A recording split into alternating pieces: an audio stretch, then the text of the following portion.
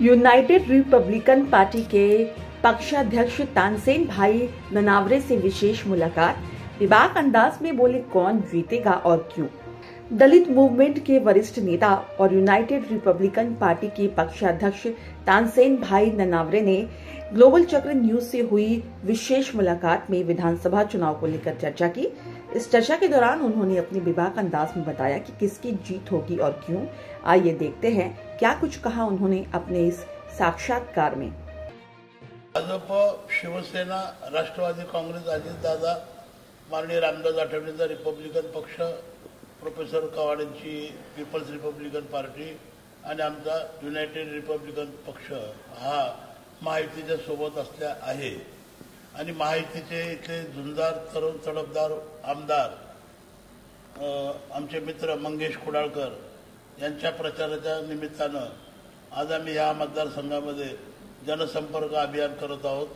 आमच्या सोबत भारतीय जनता पक्षाची या जिल्ह्याचे उपाध्यक्ष माननीय श्रीकांत भिसे साहेब आणि युनायटेड रिपब्लिकन पार्टीचे माननीय आनंद जाधव आमच्या सोबत आहेत आणि या मतदारसंघामध्ये अत्यंत रंगतदार अशी लढत होणार आहे। एका बाजूला फतवा आणि फतव्याच्या विरोधात भगवा असा हा संघर्ष होणार आहे। वोट जिहाद के खिलाफ अब यह धर्म युद्ध होने वाला है आणि या मतदारसंघात ज्या पद्धतीनं मुस्लिम समाज एकवटला जात आहे त्याचप्रमाणे किंबहुना त्यापेक्षा जास्त प्रमाणात हिंदू समाज देखील एकवटण्याची प्रक्रिया सुरू झालेली आहे। मुसलमानांचा भारतीय जनता पक्ष आणि महायुतीला विरोध आहे।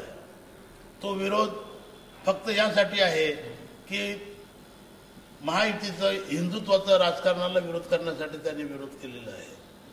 मला असं वाटलं होतं की लोकसभेच्या निवडणुकीनंतर हा विरोध मावळला जाईल, त्या देशातल्या मुसलमानांनी राष्ट्रीय प्रवाहामध्ये यावं, राष्ट्रीय राजकारणामध्ये यावं, परंतु मुस्लिम समाजाला जाणून बुजून हिंदू बहुसंख्याक हिंदू समाजापासून वेगळं करण्याचं काम आणि मुस्लिमांमध्ये असुरक्षिततेची भावना निर्माण करण्याचं काम काँग्रेस आणि उबाटा हे सातत्यानं करत आहे।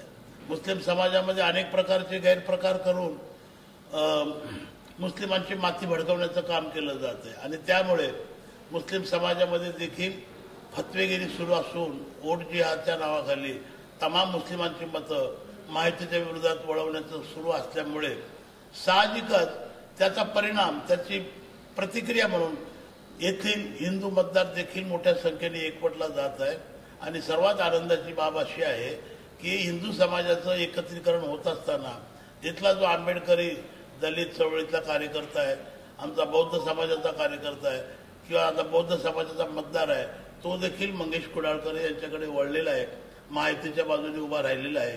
आज महायुतीचा झंझावात संपूर्ण महाराष्ट्रामध्ये दिसत आहे आणि 200च्या आसपास जागा महायुती जिंकणार आहे आणि जर मंगेश कुडाळकर इथून जर हॅट्रिक करून निवडून आले तर मला असा विश्वास आहे की या मतदारसंघाला पुन्हा एकदा मंत्रिपद मंगेश कुडाळकरच्या माध्यमातून मिळणार आहे।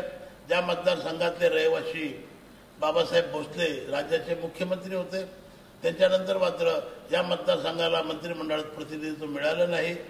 आमचे काका त्यांना देखील संधी मिळणार होती, तशी मिळाली नाही, परंतु मला असा विश्वास वाटतो की मंगेश कुडाळकर निवडून आल्यानंतर मंत्री होतील आणि त्यांच्या नेतृत्वामध्ये या कुर्ला परिसरातील ज्या नागरिक प्रश्न आहेत, ज्या नागरिक समस्या आहेत, ज्या विकासाचे मुद्दे आहेत ते मार्गी लागतील आणि मंगेश कुडाळकर सुदैवानं मुख्यमंत्री एकनाथ शिंदेच्या अत्यंत जवळचे आहेत, त्यामुळे मुख्यमंत्र्यांची आणि राज्य सरकारची प्रचंड साथ सहकार्य त्यांना मिळेल।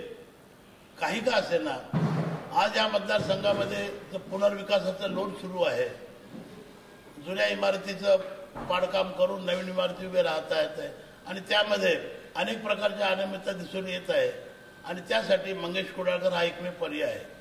माननीय उद्धव साहेब ठाकरे यांनी या मतदारसंघाचा उमेदवार दिलेला आहे। आमच्या भगिनी श्रीमती मोरजकर त्या नगरसेविका म्हणून निवडून काम केलेले त्यांनी, त्यांचे पती मोरजकर साहेब हे या भागातले फार मोठे व्यावसायिक बांधकाम आहे आणि व्यावसायिक बांधकाम असल्यामुळे मतदाराचा व्यावसायिक बांधकाम करणाऱ्या उमेदवाराकडे मोठ्या संशयाने बघितलं जातं, मोठ्या भीतीने बघितलं जातं। मोरजकरांच्या उमेदवारीमुळे उभाटा शिवसेनेमध्ये आज संतोष आहे. निष्ठावंत शिवसैनिक नाराज आहे आणि काही निष्ठावंत सैनिक नाराज आहेत. त्याचबरोबर उद्धव ठाकरे साहेबांनी बाळासाहेब ठाकरेंची विचारधारा सोडून काँग्रेससोबत जाऊन स्वतःला सेक्युलर निधर्मी म्हणून घेण्याचा जो खटाटोप चालवला आहे, त्यामुळे देखील इथला बाळासाहेब ठाकरेंना मानणारा शिवसैनिक नाराज आहे. त्या सर्व गोष्टीचा परिणाम म्हणून येत्या 20 तारखेला मंगेश कुडाळकर प्रचंड बहुमतानं या विभागातून निवडून येतील असा मला विश्वास वाटतो. या भागातील आंबेडकरी चळवळीचे जे बालेकिल्ले आहेत,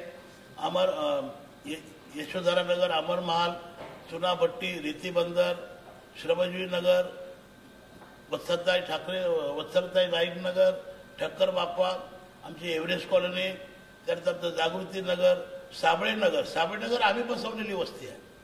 ज्या साबळे नगरमध्ये रेल्वेच्या जागेवर असलेली वस्ती आम्ही रिपब्लिकन दलित चळवळीच्या कार्यकर्त्यांनी बसवलेली. त्यासाठी आम्ही मार खाल्लेला आहे, त्यासाठी आम्ही केसेस घेतलेले आहे.